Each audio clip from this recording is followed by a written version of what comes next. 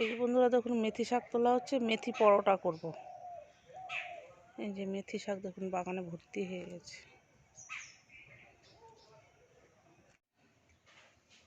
নমস্কার বন্ধুরা, ঘটিবাটি রসোই ঘরে আপনাদের সবাইকে স্বাগত।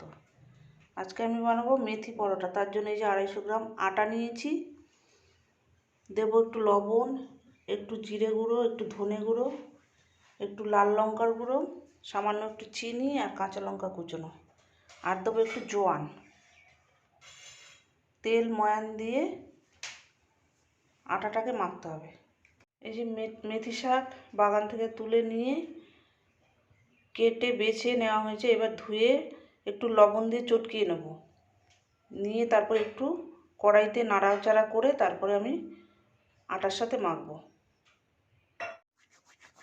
এই যে একটু জোয়ান হাতের তালুতে ঘষে এই আটার ভিতরে দিয়ে দিলাম। এবার দেবো একটু লবণ,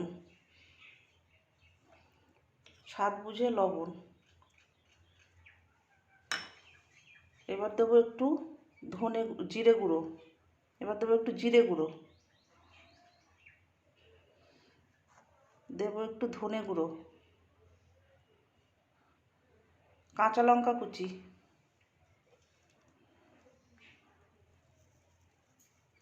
কাশ্মীরি লঙ্কার গুঁড়ো,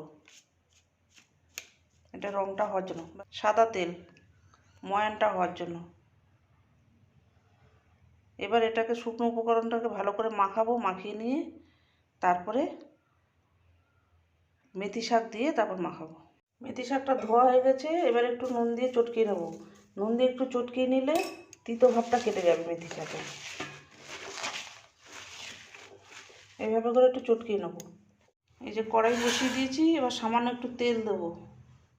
কড়াইতে তেল দিয়ে দিয়েছি, এবার আমি মেথি শাকটাকে দেবো।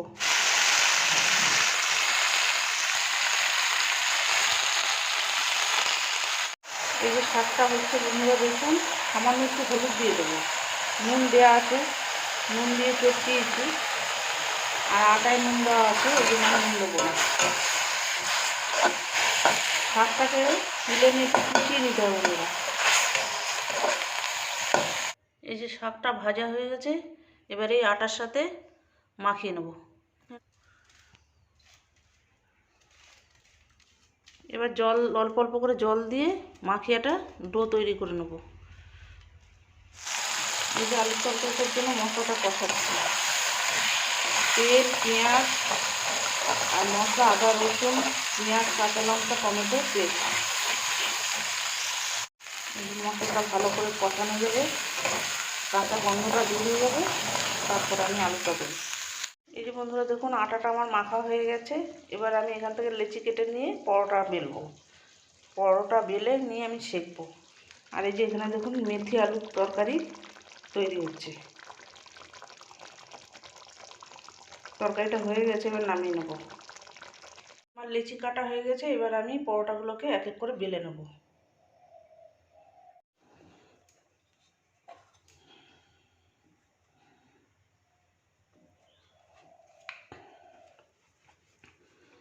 ময়দা দিয়েও করতে পারেন, আমি আটা দিয়ে করছি।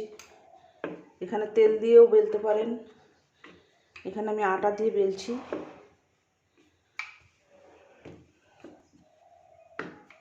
মেথি পরোটা ছুটির দিনে বন্ধুরা গরম গরম মেথি আলুর সাথে দারুণ জমে যাবে। নতুন যে ছোটো ছোটো আলু, ওই আলু দিয়ে তরকারি মেথি দিয়ে। কসুরি মেথি দিতে পারেন বা এমনি কাঁচা মেথিও দিতে পারেন, মেথি শাক। এই যে আমার রেডি হয়ে গেছে 3 কোনা পরোটা। এটাকে এবার আমি ভাজবো। একইভাবে এটাকেও বেলবো।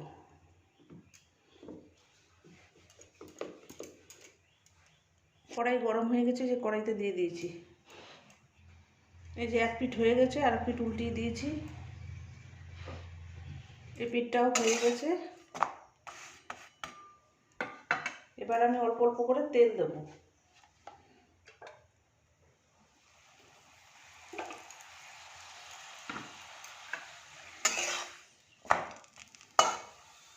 গ্যাসটাকে লো ফ্লেমে দিয়ে আস্তে আস্তে ভাজতে হবে।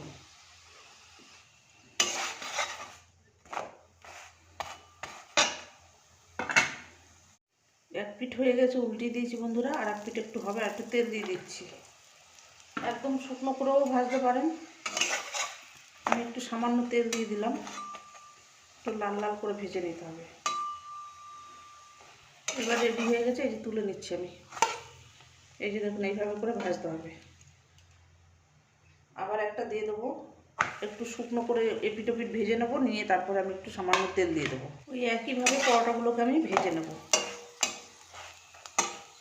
এক পিঠ হয়ে গেছে, এই যে দেখুন আর এক পিঠ উল্টিয়ে দিয়েছি। এই যে দেখুন বন্ধুরা, এটাও হয়ে গেছে। এবার এটাকে নামিয়ে নিচ্ছি। এইভাবে করে আমি সবগুলোকে ভেজে নিয়ে আসছি। এই যে বন্ধুরা দেখুন, মেথি পরোটা আমার রেডি হয়ে গেছে, সার্ভ করে দিয়েছি। এই যে দেখুন, আর সঙ্গে দিয়েছি মেথি দিয়ে নতুন আলুর দম, কসুরি মেথি দিয়ে নতুন আলুর দম আর মেথি পরোটা। সঙ্গে দিয়েছি একটু রসুনের আচার। স্কুল কলেজ অফিসের টিফিন, ব্রেকফাস্ট, ডিনার এইভাবে আপনারা বাড়িতে বানাবেন। এরকম নিত্য নতুন ভিডিও পেতে আমার চ্যানেলটির সঙ্গে থাকবেন, সাবস্ক্রাইব করবেন, লাইক করবেন, প্রচুর প্রচুর শেয়ার করবেন। নেক্সট ভিডিও আসার অপেক্ষায় থাকবেন। ততক্ষণ আপনারা সবাই সুস্থ থাকুন, ভালো থাকুন, সাবধানে থাকুন। ধন্যবাদ।